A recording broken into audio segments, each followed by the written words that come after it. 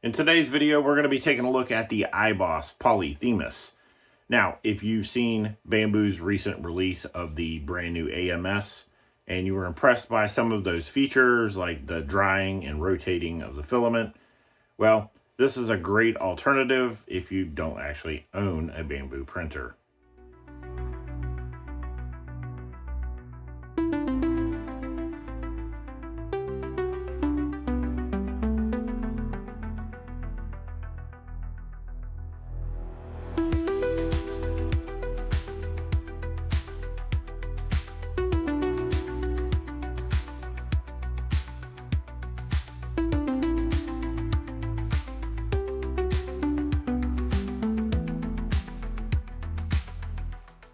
Now, the Polyphemus was provided to me for free by EIBOS for the purpose of review, but I'm under no obligation to give an opinion one way or another.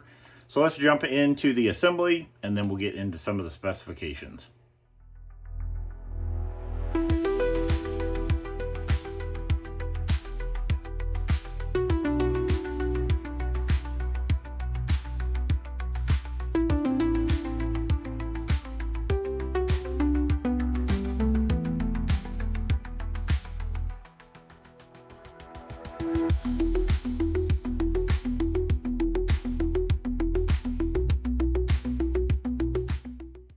So let's start with the chassis.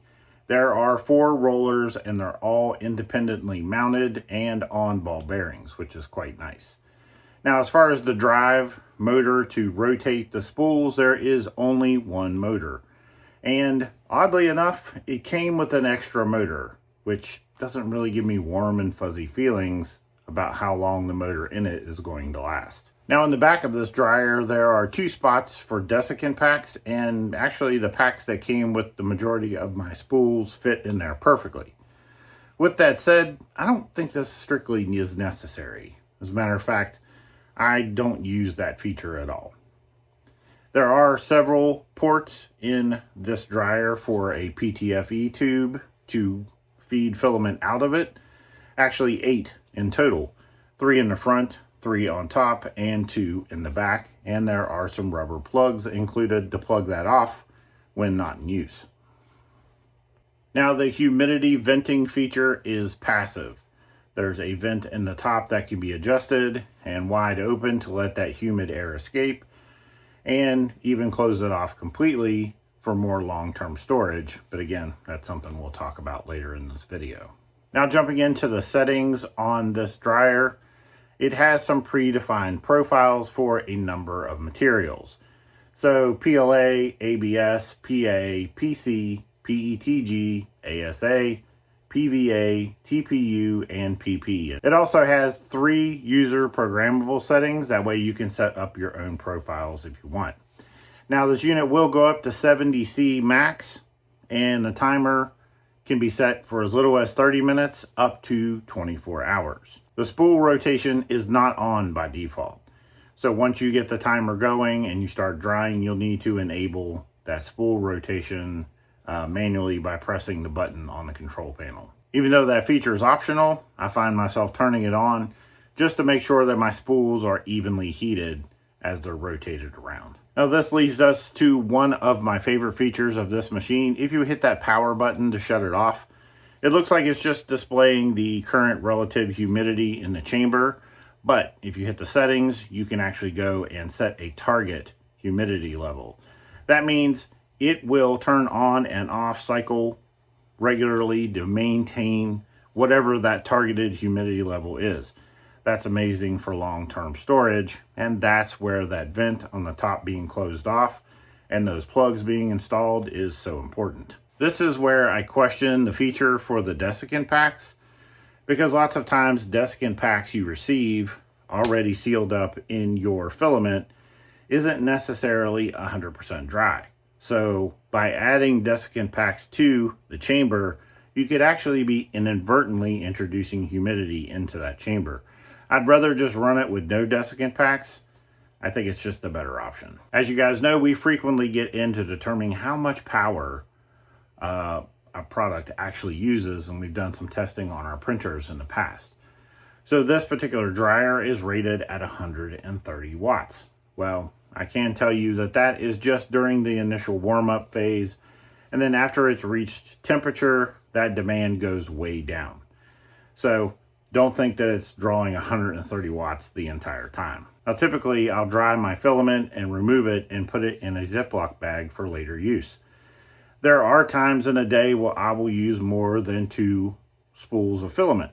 So just drying and leaving them in there to be used, I don't think would necessarily work for me in the long term. Now, obviously if I had multiples of these units, then that might make sense. But I think moving forward, I'll probably just dry and remove as needed. Now for the cons. Well, there really isn't much to say. You know, other than the fact that the included extra motor probably did the opposite of what you might expect. You would feel nice and warm and fuzzy about it if they gave you an extra motor and maybe an extra blower and some other extra stuff. Then you would say, oh cool, they're just giving me extra stuff. But for some reason, I had the overwhelming feeling that when they gave me an extra motor, that just meant that motor was going to fail. I did have to do some homework, and I found out that the motor is rated for about 5,000 hours. So between the 2 motors, you're at least good for about 10,000 hours. And that's a pretty long time. So I think that makes me feel a little bit better about it in that aspect. Now, when I initially received this unit, there was some kind of problem. I started it up and immediately it started making a terrible grinding noise.